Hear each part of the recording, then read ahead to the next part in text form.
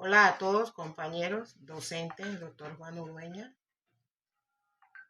Es el gusto presentar este caso de la actividad número 2, cuyo nombre tiene Teoría de la acción humana, valor objetivo y subjetivo, donde expondremos unos casos y daremos respuesta a las siguientes preguntas, que a medida que vamos avanzando se irán contestando. Empezaremos dando lectura al caso. El manantial es una novela escrita por Ayn Rand que sigue la historia de Howard Roark, un arquitecto visionario que lucha por la libertad creativa y la integridad en un mundo que valora la conformidad y la mediocridad. Uno de los discursos más emblemáticos de la novela es el que da Howard Roark en su defensa durante un juicio por un proyecto de construcción que fue alterado sin su consentimiento. A continuación se presenta un breve resumen del discurso que dio Howard Roark en la novela El manantial. Howard Roark es un arquitecto talentoso y apasionado. Se enfrenta a un juicio por destruir un edificio que diseñó y que fue modificado sin su autorización, lo que considera una violación a su integridad y a su visión creativa.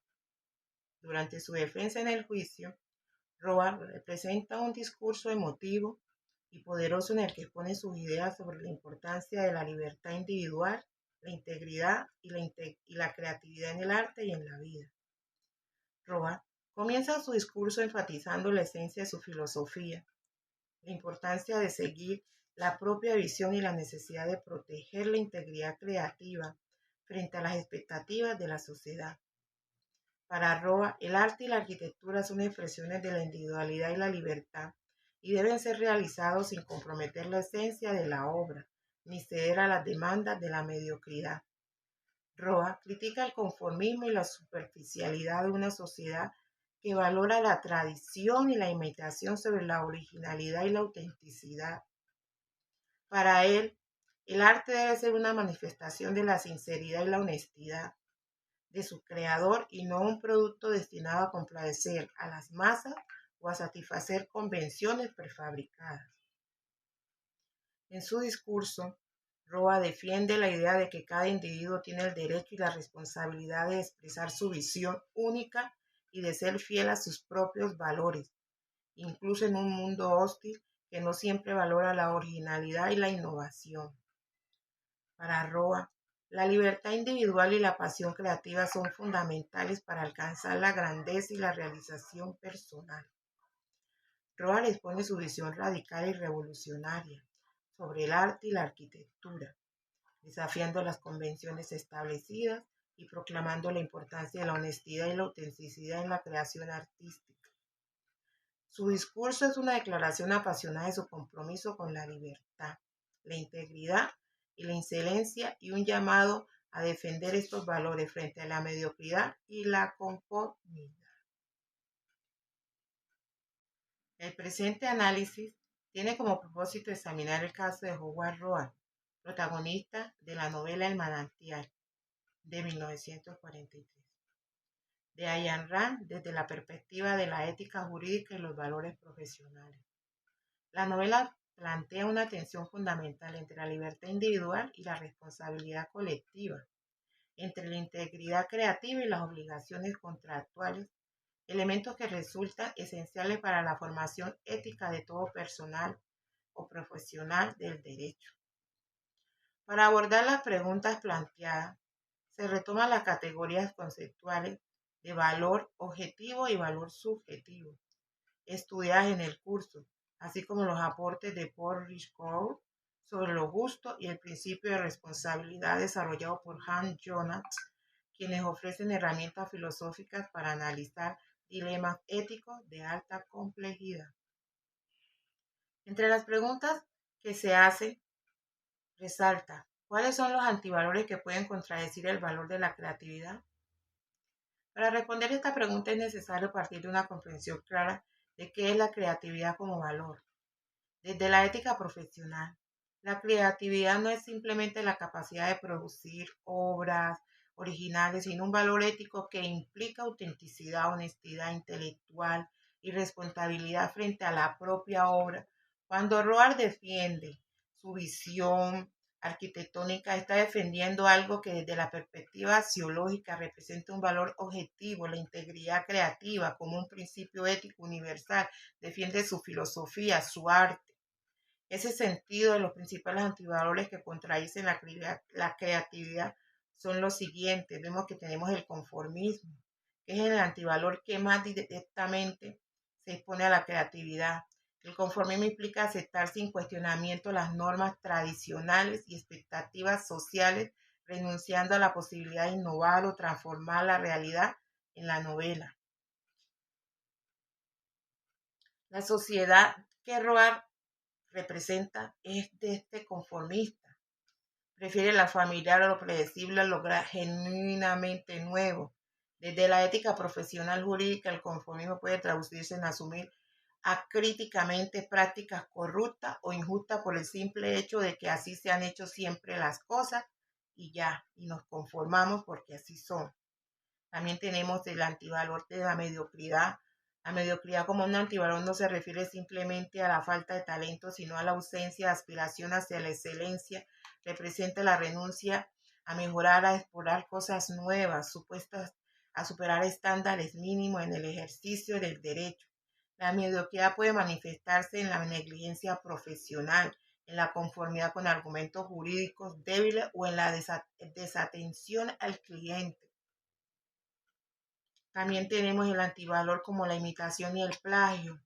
Plagio que es copiar ideas de otros, argumentos o creaciones ajenas sin reconocer su origen. No es solo una falta de ética, sino también una negación de la propia capacidad creativa de la misma persona.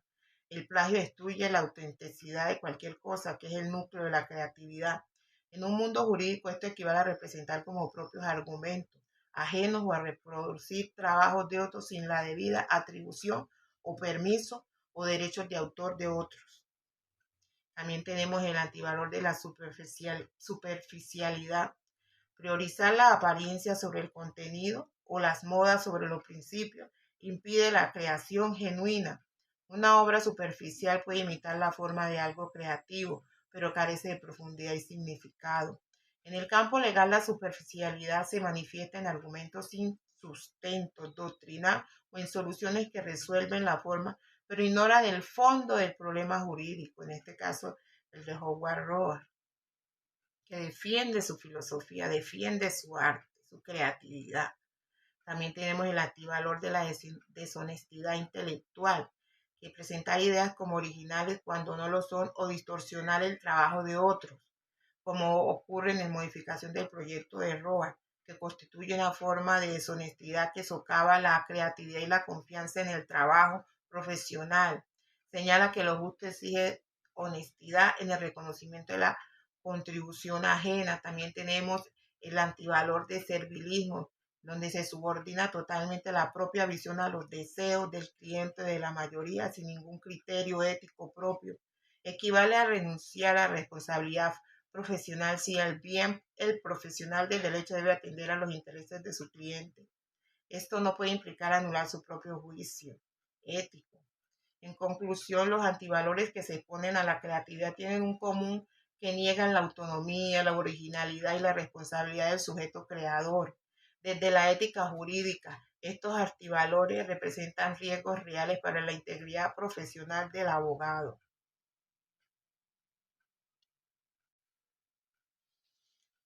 Daremos continuación a la siguiente pregunta.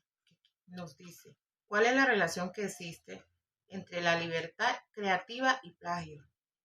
Estos tres conceptos forman un triángulo conceptual de gran relevancia ética, especialmente en profesiones donde la producción intelectual ocupa un lugar central como el derecho.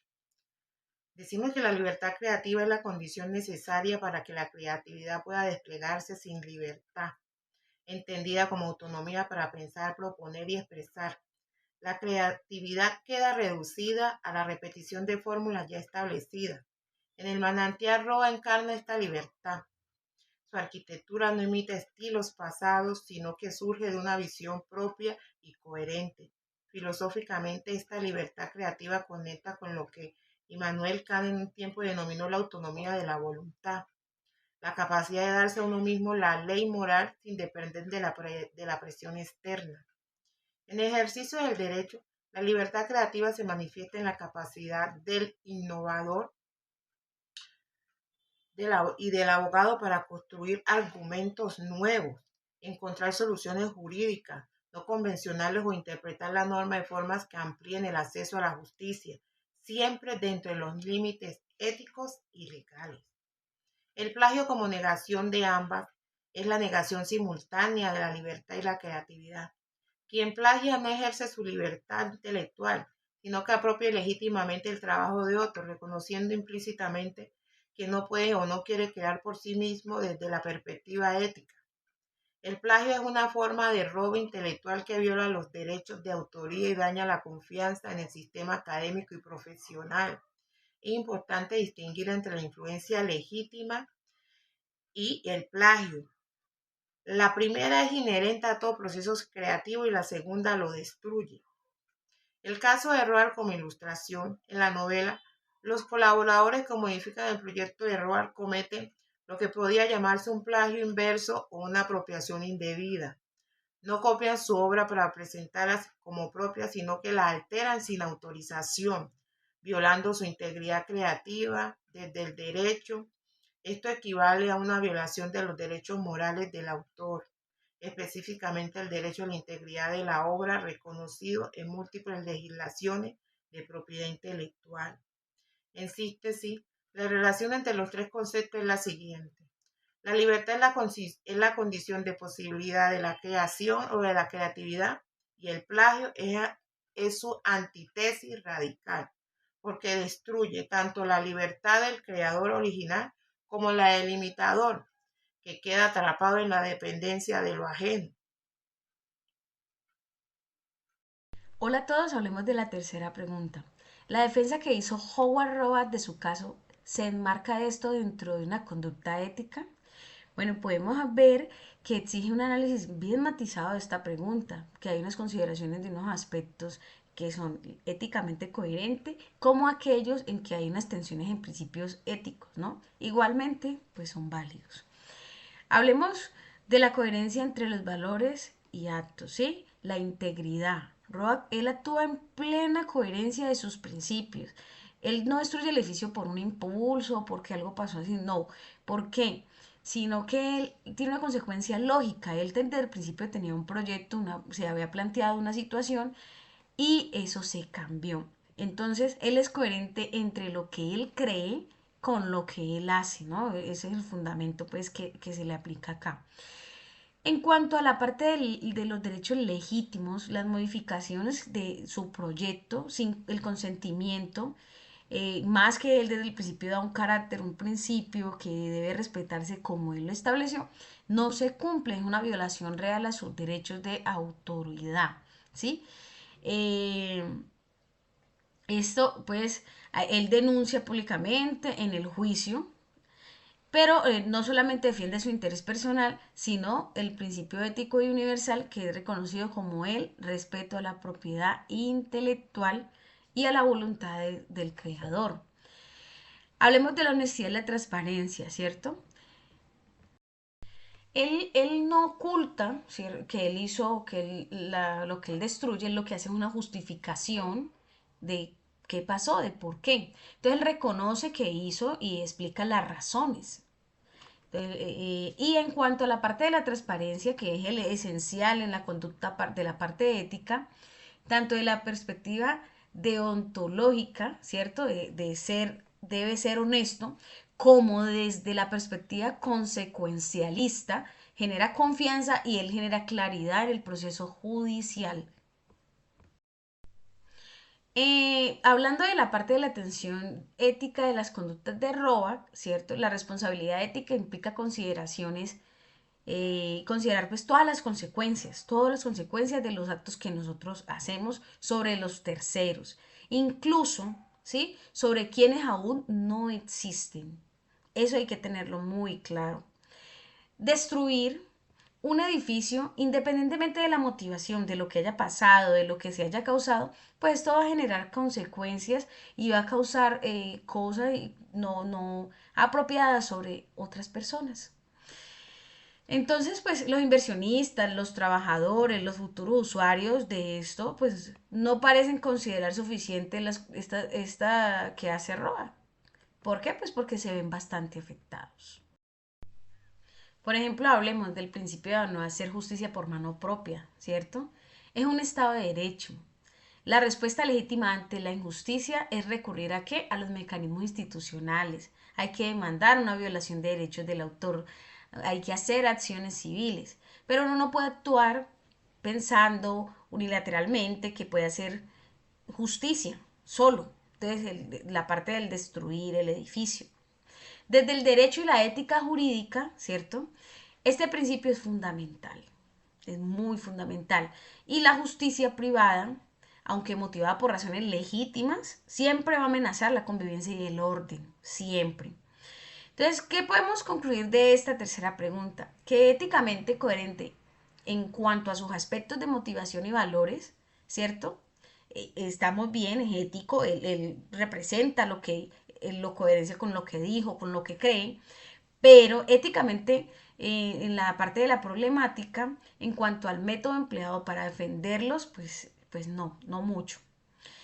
Lo justo es que no solo defiendan los principios correctos, ¿cierto? Sino hay que hacerlo bien.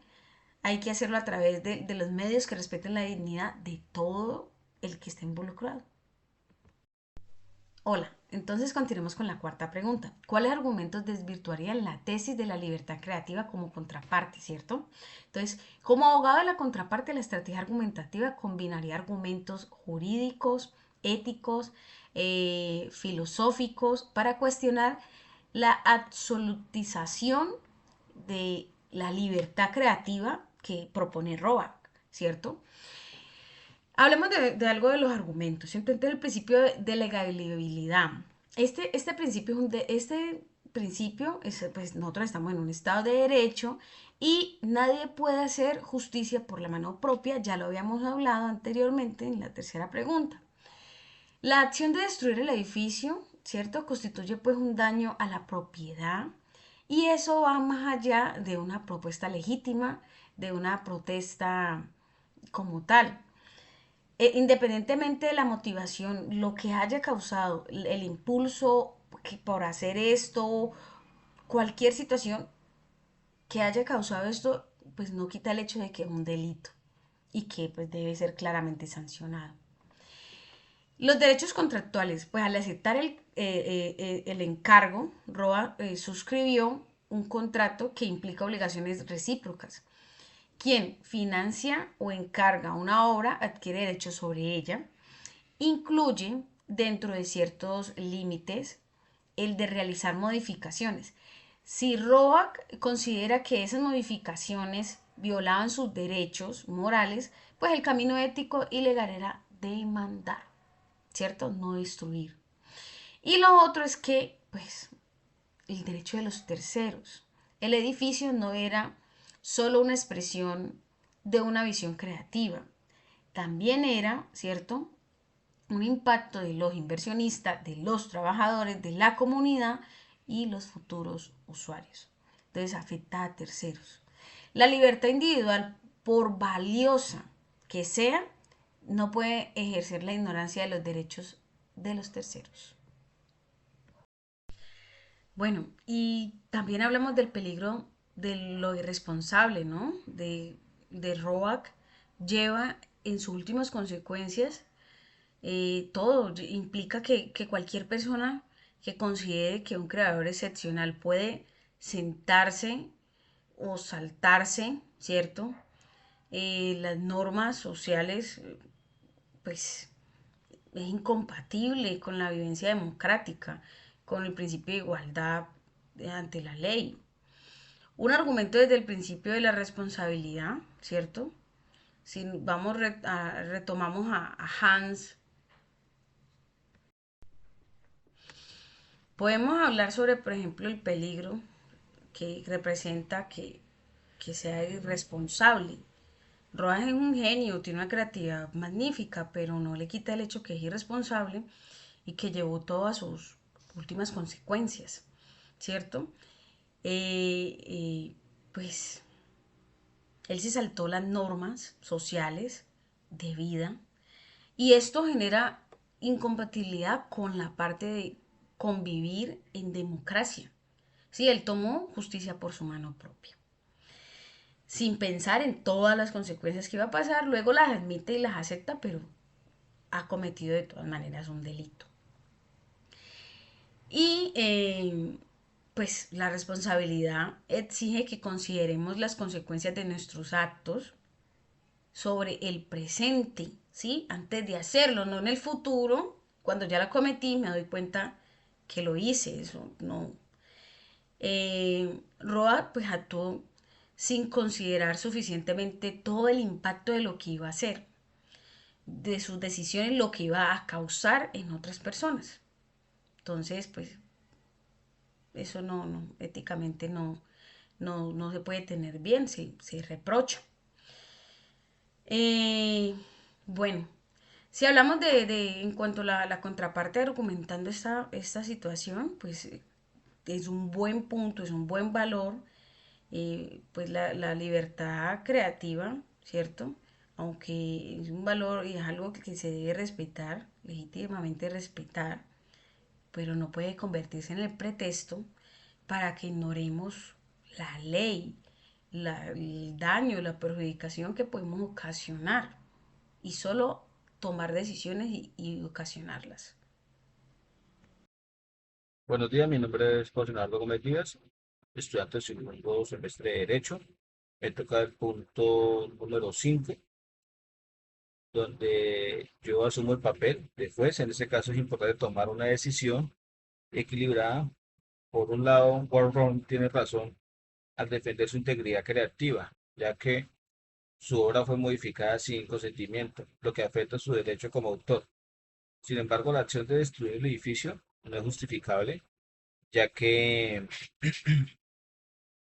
no justifica los daños materiales que afectó a otras personas.